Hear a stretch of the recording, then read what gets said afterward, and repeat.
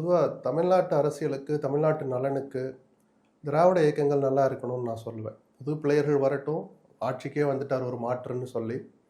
ஆனாலும் திராவிட இயக்கங்கள் வலுவாக இருக்கணும்னு சொல்லுவேன். அதில் ஒரு இயக்கமான அதிமுக இவ்வளவு பலவீனப்பட்டு போவது நிஜமாவே எனக்கு வருத்தம் அளிக்குது.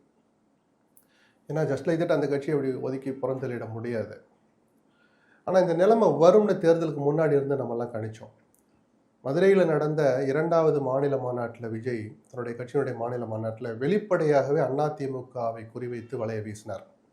எனக்கும் தலைவர் எம்ஜிஆர் தான் சொன்னார், உங்களுக்கு நான் இருக்கிறேன்னு அதிமுக தொண்டர்களை பார்த்து சொன்னார். எந்த கதியில் யார் தலைமையில் இந்த கட்சி இருக்குது பார்த்தீங்களான்னு ரொம்ப விசனப்பட்டார். இதையெல்லாம் சொல்லி அதிமுக தொண்டர்களை நோக்கி அவர் வீசிய வலையின் போதே பல நேரங்களில் சொன்னோம், வெளிப்படையாக ஒருத்தர் இப்படி சொல்கிறார், நம்ம பலவீனப்பட்டு போயிருக்கிறீங்க, கட்சியை பலப்படுத்துகிற வேலையை பாருங்கன்னு சொன்னபோது எடப்பாடி ஒரு துளி கூட அதை காதில் வாங்கலை. நம்மை போன்றவர்கள் பேசலாம் விடுவோம், வெளியிலேருந்து பேசுகிறோம், அதை கேட்கணும்னு அவசியம் இல்லை. சொந்த கட்சியிலேயே இன்னும் சொல்லப்போனால் ஒரு தகவல் உண்மையாக இருந்தால் அதை நான் சொல்கிறேன், ஓபிஎஸ்க்கும் ஆர்பி உதயகுமாருக்கும் சுத்தமாக ஆகாது. அது உள்ளூர் அரசியல், ஒரே சமூகங்கிறதுனால இருக்கிற அந்த அரசியலாக கூட இருக்கலாம்.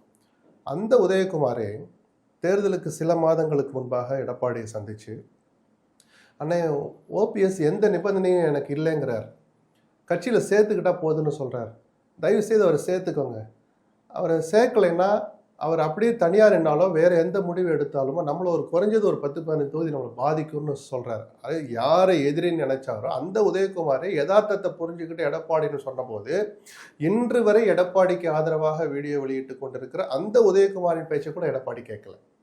எதிர்பார்த்தது மாதிரியே அதிமுக ஆட்சியை பிடிப்போன்னு சொன்ன அதிமுக அது படுதோல்வி தான், அதில் எனக்கு மாற்று கருத்தே கிடையாது.